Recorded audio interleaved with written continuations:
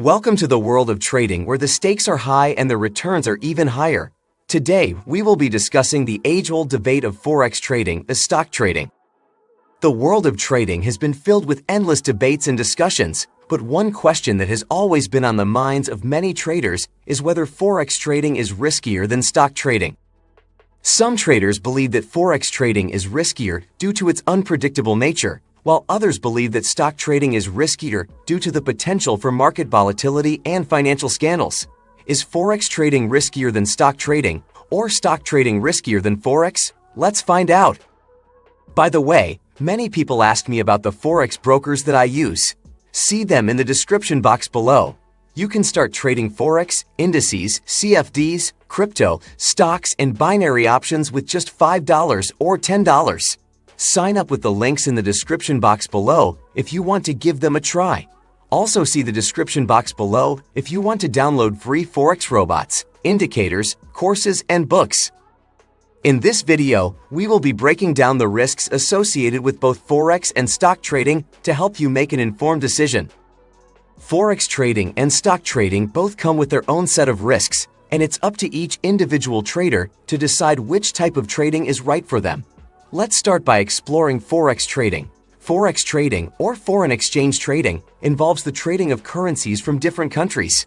The market is vast, with a daily turnover of over $5 trillion, making it the largest financial market in the world.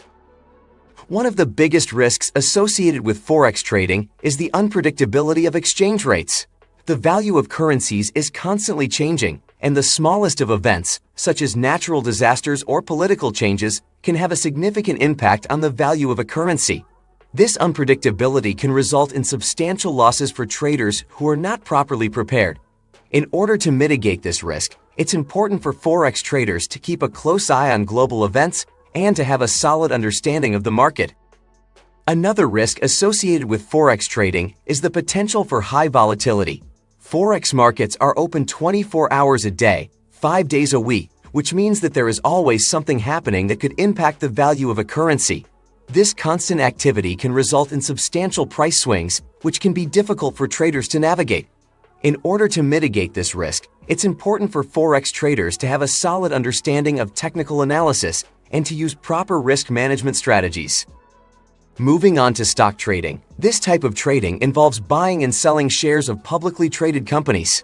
The stock market is more predictable, as it is influenced by the performance of individual companies and the stock market as a whole.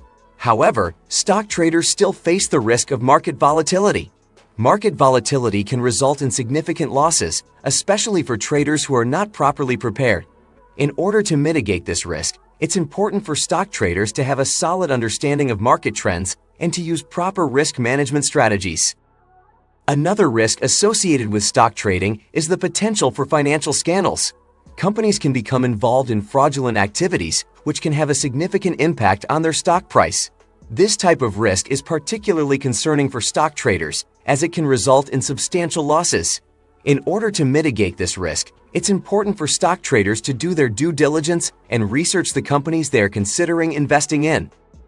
We believe Forex trading and stock trading both come with their own set of risks, and it's up to each individual trader to decide which type of trading is right for them. Remember, successful trading requires proper research, risk management, and a solid understanding of the market. Whether you're a seasoned trader or just starting out, it's important to educate yourself on the risks associated with each type of trading and to choose the type of trading that best fits your individual needs and goals. And as always, if you have any questions, feel free to leave them in the comments below. Thanks for watching, and we'll see you in the next one.